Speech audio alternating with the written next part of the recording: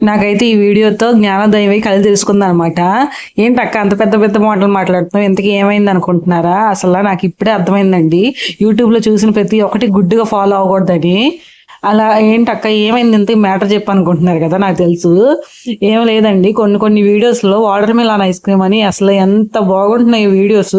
చూడంగానే ఊరికే టెంప్ట్ అయిపోయి ఎప్పుడెప్పుడు చేసేసుకొని ఎప్పుడెప్పుడు తినేద్దామా అనిపిచ్చింది. అసలు నాకైతే ఆ వీడియో చూసినప్పటి నుండి ఒకటే మనసు లాగేస్తుందనమాట వాటర్ మిలన్ ఐస్ క్రీమ్ అని. మా వాడిని అందుకని సతాయిచ్చి సతాయిచ్చి మరి తెప్పిచ్చా ఈ వాటర్ మిలను. ఇంకా నేను మొత్తం పుచ్చకాయ అంతా చేసేయలా. హాఫ్‌తోనే చేశాను. హాఫ్ అయితే కరెక్ట్‌గా సరిపోయింది నాకు. ఇంకా మధ్యలో పుచ్చకాయ ముక్కలు తినేసా కాబట్టి అయ్యైనా మిగిలినియి. అసలు నాకు ఎక్కడ తప్పు చేశాను, ఏం చేశాను నాకిప్పటికీ అర్థం కావట్లా. అస్సలు అమ్మో బాబోయ్! మీరే చూడండి నేను లాస్ట్ తినేటప్పుడు దడుసుకుంటారు. అసలు ఎంత వరస్ట్‌గా వచ్చిందంటే నేను చేసిన ఐటెమ్స్‌లో ఇప్పుడు దాకా ఇంత వరస్ట్‌గా ఏది రాలేదు. నాకిప్పటికి అర్థం కావట్లే ఎక్కడ తప్పు జరిగిందో మీకేమన్నా తెలిస్తే కామెంట్ చేయండి. బాబోయ్! ఇంకోసారి ఇలాంటి జోలికి ఎళ్ళదనమాట. ఏది ఎట్లా తినాలో అట్లానే తినాలి. ఇట్లా నోరు ఊరిచ్చేలా చూపిచ్చి ఇట్లా అయితే తినకూడదనమాట. ఇంతే ఈ వీడియో.